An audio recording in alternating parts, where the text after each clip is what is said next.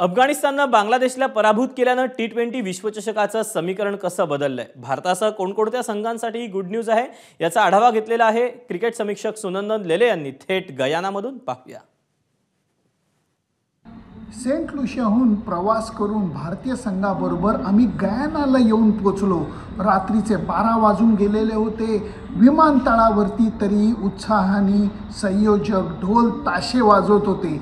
भारतीय संघातले खेळाडू दमलेल्या अवस्थेमध्ये पोचल्यामुळे अजिबात मूडमध्ये नव्हते, परंतु त्यांचा मूड अचानक बदलला आणि त्याला कारण असं होतं की अफगाणिस्तानने अत्यंत चुरशीचा सामना बांगलादेश विरुद्धचा जिंकून दाखवलेला आहे. एक नाही 2 सामने जिंकल्यामुळे पहिल्यांदा ऑस्ट्रेलिया नंतर बांगलादेश या 2 विजयांमुळे कुठल्याही रन रेट वगैरेचा आधार न घेता अफगाणिस्तान संघानं सुपर 8 मधनं आता उपांत्य फेरीत प्रवेश केलेला आहे. हा संघ कसोटी आणि एकदिवसीय स्पर्धेत सुद्धा चांगलं क्रिकेट खेळून दाखवत आलेला आहे, पण T20 क्रिकेटमध्ये आता अफगाणिस्तानला कुणीच कमजोर लेखणार नाही, कारण भल्या भल्या संघांना पराभवाचा दणका त्यांनी दिलेला आहे.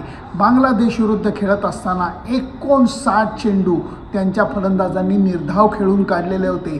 कमी धावसंख्या उभारलेली होती, पण त्याच्यावरती हार न मानता राशिद खान जो त्यांचा कॅप्टन आहे, नवीन उल हक जो त्यांचा महत्त्वाचा फास्ट बॉलर आहे, या दोघांनी मिळून 4 फलंदाजांना बाद केलं, बांगलादेशला रोखलं आणि उपांत्य फेरीत प्रवेश केला. त्यामुळे एवढंच म्हणावं असं वाटतं, वेल प्लेड अफगाणिस्तान.